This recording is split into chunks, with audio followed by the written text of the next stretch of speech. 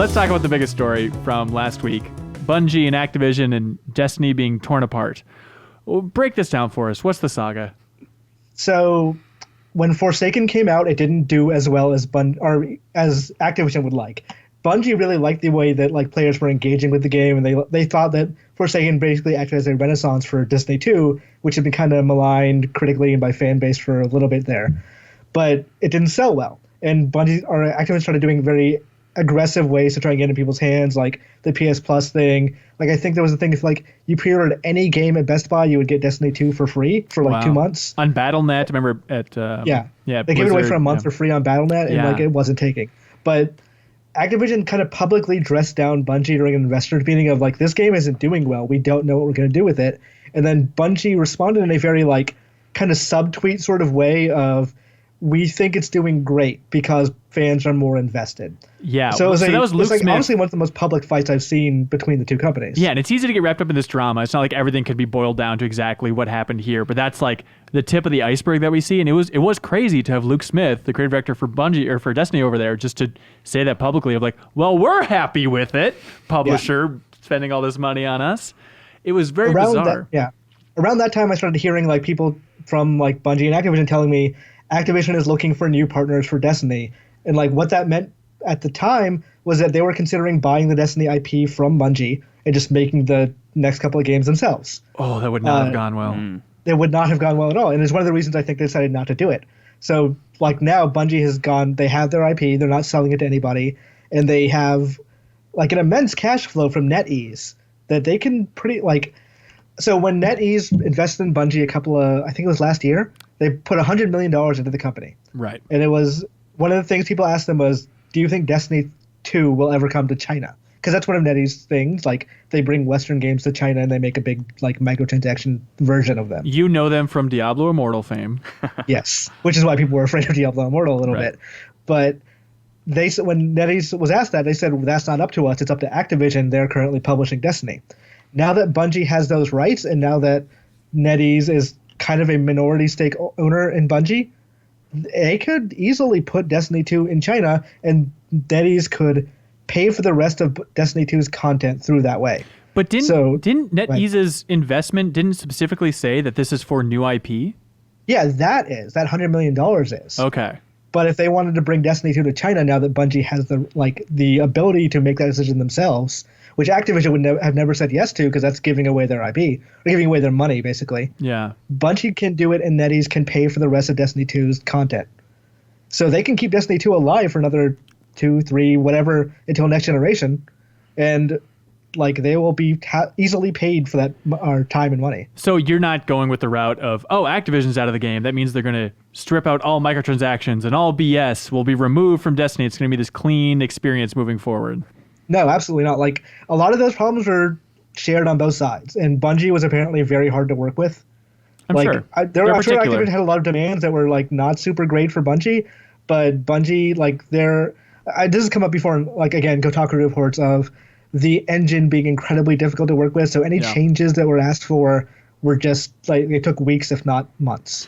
So what do you think this means for a hypothetical? Because part of the deal was with Activision, a game had to be released every year. We saw those in the court filings, I believe. It was crazy that was made public and stuff. So that explains like the expansions and whatnot.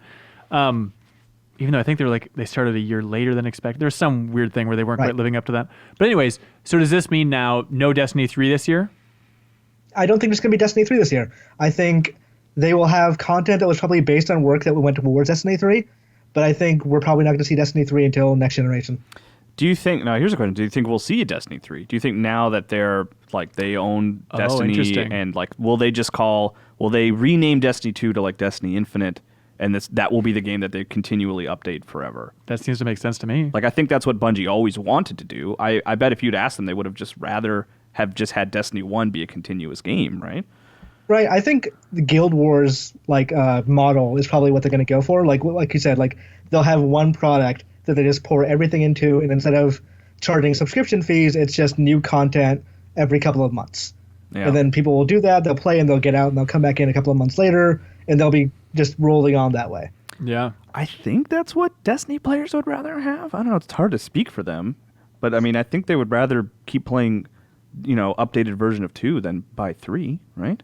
If it was It's tough to say. updated really well. Yes, and it would all new kind of hinge on planets that. consistently and stuff. But it's just weird to think they probably had that roadmap of Destiny 1, 2, 3, and 4. The idea obviously is like, all right, 3 and 4 is when we really rocket out of our solar system completely, right? Yeah. And now it's like, how much and how should we roll that stuff out? Or at a certain point, do they just leave Destiny in a stable place and then kind of move on to something new? I don't know. I mean, they took Destiny with them, so I think they're going to be working on Destiny for a while. Right? That's true. I think one of the weirdest offshoots of this whole situation is that Destiny 2 lives on Battle.net, just like as a technicality. Yes. It's like so and strange. It still will for some reason. Yeah, I mean... It's so bizarre. It's also weird just thinking about Bungie and a lot of talent over there. It's wild, but also just thinking about they got some commitment issues. Like they were very happy to break free from Microsoft. It's a miracle they did that. Now they've broken free from Activision, even though Activision didn't own them in this case. I mean, you can go further back. They broke from Apple, I guess so, yeah. Put a ring on it, people. That's scary. Also, from Activision's point of view, it means that High Moon and Vicarious Visions have a lot more talent freed up, so maybe some new IP from Activision could come from them. Maybe they'll make a game called Fate. That's a shooter on alien planets. Very smart. Do you think this could possibly affect anything? Don't patronize me. I know, that sucked. Do you think this could mean anything, Imran, for crossplay? So many people want crossplay with Destiny. I don't think so. I don't think they're going to change anything dramatically. Like, unless Sony comes in and is like, hey, we've got a crossplay initiative going. We want you to try and look into it a little bit, then maybe. But at the moment, I think they're just going to try and keep the rudder on the ship and keep it moving forward. Yeah. I know Matt Miller, Destiny expert. He wasn't able to be here today, which is a bummer. But he was talking about I don't think it should be seen just as like a universal great thing that this happened. It's not just like, hey, the man left. Activision supported the hell out of that game. Yeah. It allowed that game to exist realistically in the state that it does. Like, they're losing a lot of resources in theory along with this, Yeah, I mean, the reason they said they went with Activision initially, like after they left Microsoft and they're like, well, where are we going to go? We go to Activision, was because of their online sort of network capabilities and like what they had done with Call of Duty and stuff like that. So yeah, they are losing that sort of online component to a certain degree. We'll see. Right. It might not affect it really. Maybe they learned all they need to learn, but yeah. At this point too, it's weird to think about Activision and just the games they have in their lineup, and it's like, all right, let's really focus on Sekiro and Sekiro 1 and 2 and 3 and 4. Call it Call of Duty, Call of Duty. It's so weird because like Activision has a lot of really great games. Everyone kind of treats them like they're the devil, which they're not. They don't have great business practices. Yeah. But like Spyro was fantastic and Sekiro is going to be really good. It's weird. Like I don't see anyone boycotting Activision for their games. That was just a clip from a larger show called The Game Informer Show. You can find it on iTunes, Google Play, or GameInformer.com. We take the fun opportunities and exclusive information from Game Informer magazine and boil it into a show that airs every Thursday with exclusive cover story information, developer interviews, a lot of fun stuff. So come love games with us.